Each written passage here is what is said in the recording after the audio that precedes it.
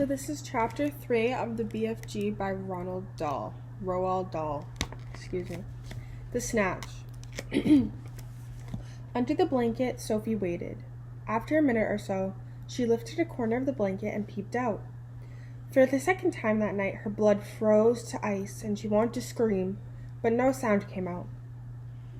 There, at the window, with the curtains pushed aside, was the enormous, long, pale, wrinkly face of the giant person staring in. The flashing black eyes were fixed on Sophie's bed. The next moment, a huge hand with pale fingers came snaking through the window. This was followed by an arm as thick as a tree trunk, and the arm, the hand, the fingers were reaching out across the room towards Sophie's bed. This time, Sophie really did scream, but only for a second, because very quickly the huge hand clamped down over her blanket and the scream was smothered by bedcloths. Sophie, crouching underneath the blanket, felt strong fingers grasping hold of her, and then she was lifted up from her bed, blanket and all, and whisked out of the window. If you can think of anything more terrifying than that happening to you right in the middle of the night, then let's hear about it. The awful thing was that Sophie knew exactly what was going on, although she couldn't see it happening. She knew that a monster, or a giant, with an enormous, long, pale, wrinkly face and dangerous eyes, had plucked her from her bed in the middle of the witching hour and was now carrying her through the window, smothered in a blanket. What actually happened next was this.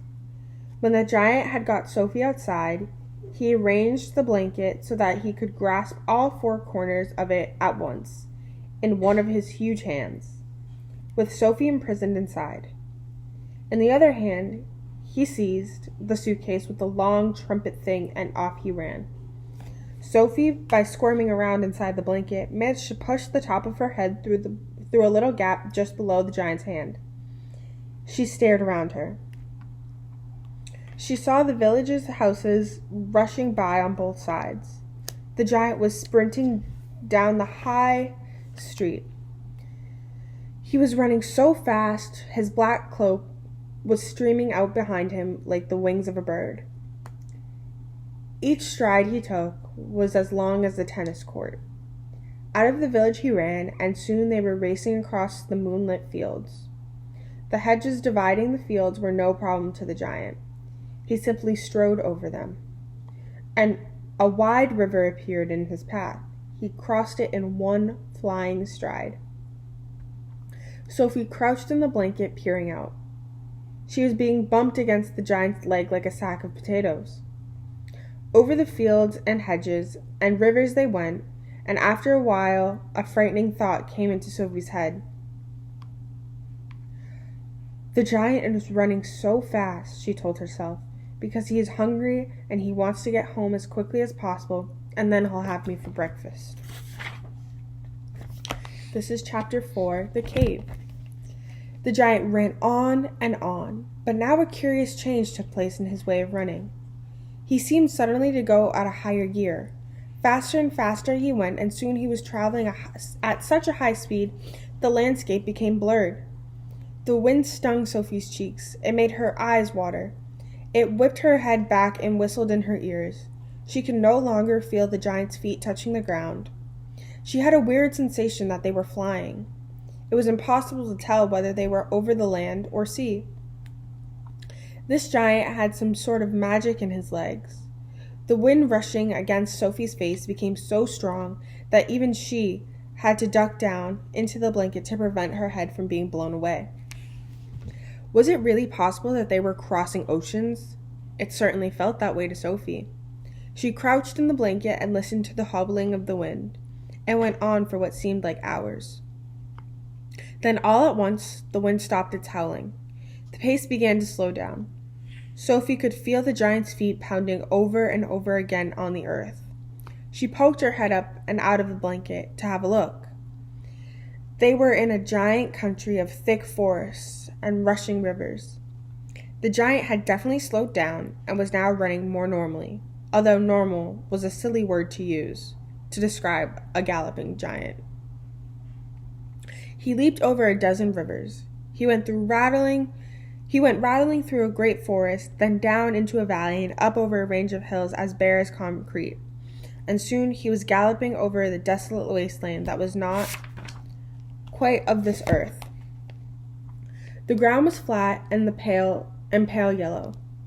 Great lumps of blue rock were scattered around, and dead trees stood everywhere like skeletons. The moon had long since disappeared, and now the dawn was breaking. Sophie, still peering out from the blanket, saw suddenly ahead of her a great, craggy mountain.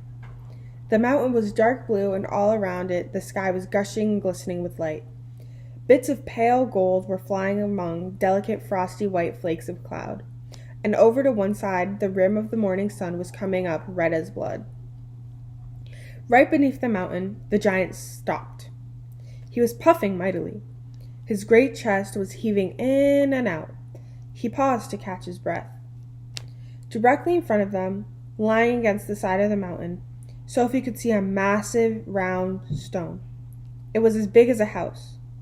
The giant reached out and rolled the stone to one side as easily as if it had been a football, and now, where the stone had been, there appeared a vast black hole.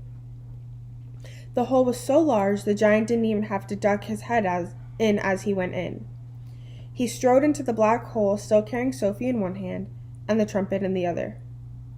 As soon as he was inside, he stopped and turned and rolled the great stone back into place so that the entrance to his secret cave was completely hidden from the outside. Now that the entrance had been sealed up, there was not a glint of light inside the cave. All was black. Sophie felt herself being lowered to the ground. Then the giant let go of the blanket completely. His footsteps moved away. Sophie sat there in the dark, shivering with fear. He's getting ready to eat me, she told herself. He will probably eat me raw, just as I am. Or perhaps he will boil me first. Or he will have me fried. He will drop me in, like a rasher of bacon, into some gigantic frying pan sizzling with fat. A blaze of light suddenly lit up the whole place. Sophie blinked and stared. She saw an enormous cavern with a high, rocky roof. The walls on either side were lined with shelves, and on the shelves there stood a row upon row of glass jars. There were jars everywhere. They were piled up in corners. They filled every nook and cranny of the cave. In the middle of the floor there was a table 12 feet high and a chair to match. The giant took off his black cloak and hung it against the wall. Sophie saw that under the cloak he was wearing a sort of collarless shirt and a dirty old leather waistcoat that didn't seem to have any buttons. His trousers were faded green and were far too short in the legs. On his bare feet he was wearing a pair of ridiculous sandals that for some reason had holes cut along each side, with a large hole at the end where his toes stuck out. Sophie, crouching on the floor of the cave in her nightie, gazed back at him through thick, steel-rimmed glasses. She was trembling like a leaf in the wind, and a finger of ice running up and down the length of her spine. "Ha!" shouted the giant, walking toward and rubbing his hands together. "What have we got us here?" His booming voice rolled around the walls of the cage around the cave like a burst of thunder. So that was chapter 3 and 4 of the BFG.